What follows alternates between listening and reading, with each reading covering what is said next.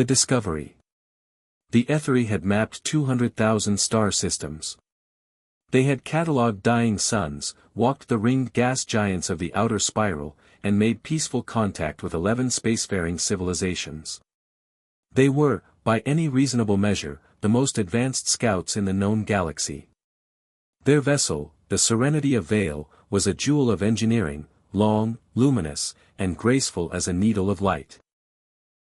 So when their long-range sensors picked up an anomaly near the third planet of an unremarkable yellow star, Senior Navigator Elian assumed it was a rogue planetoid.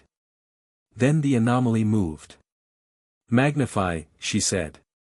The screen filled, and the bridge fell silent. It was a ship. Humanoid built, judging by the bilateral symmetry. But the scale made no sense. The vessel stretched across their sensors like a small moon. Its hull was layered dark iron and scorched titanium, scarred by what could only be centuries of warfare. Weapon batteries lined its flanks in rows so long they vanished into perspective. Drive columns at its rear still glowed faintly, as though it had arrived recently from somewhere very far away and very dangerous. Elian checked her readings 3 times. "It is 7 kilometers long," she whispered. No one on the bridge spoke. The broadcast. Word spread fast. Within hours, every monitoring station in the Etheri network had received the telemetry. Within a day, 4 other civilizations had picked up the signal: the Doru Collective, the Pale Congregation, the twin-minded Hishari, and the ancient archive keepers of Mond. All of them pointed their finest instruments at the yellow star. All of them saw the same thing. The Hishari, who communicated in simultaneous dual voice and were rarely surprised by anything, broadcast a single shared word across the open channel. "Impossible." The Pale Congregation, pacifists who had not built a weapons system in 3,000 years, quietly began an emergency session of their High Council. The Doru Collective, warriors, conquerors, a species that had cracked planets in territorial disputes, pulled their nearest patrol fleet back 40 light-years without explanation. Only Old Mond, whose archive stretched back to the first stars, said nothing. Their chief archivist simply opened a new file and labeled it: "Humanity, revision required." The Hail. Captain Brennan Cole stood at the viewport of the UTSV Iron Meridian and watched the stars. He was not a tall man, not a loud one.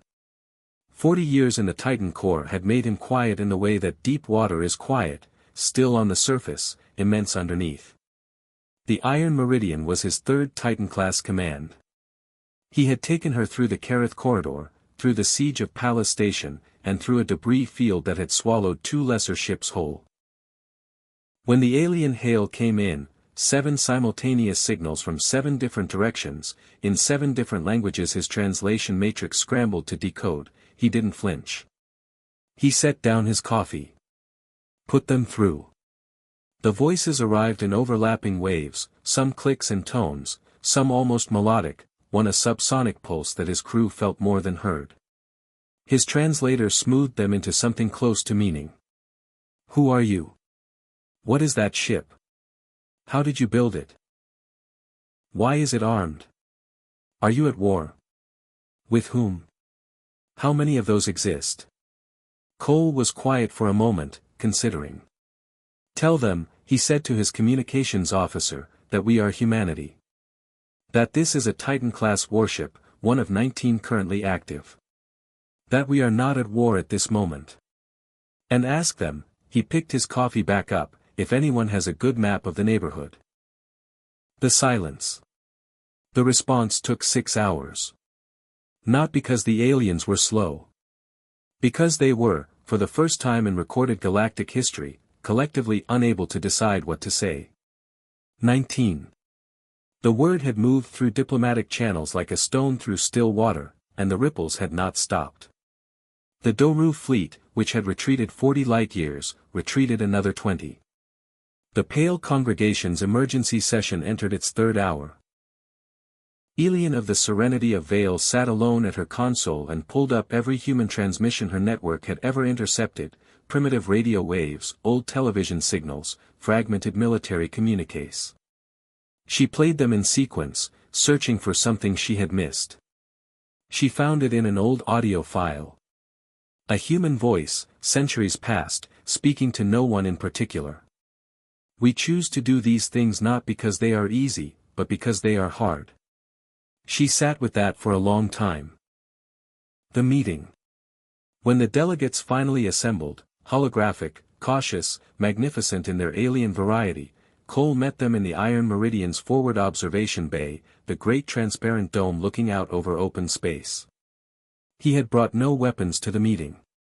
No guards. Just his first officer, Lieutenant Yara Osei, and 2 cups of coffee.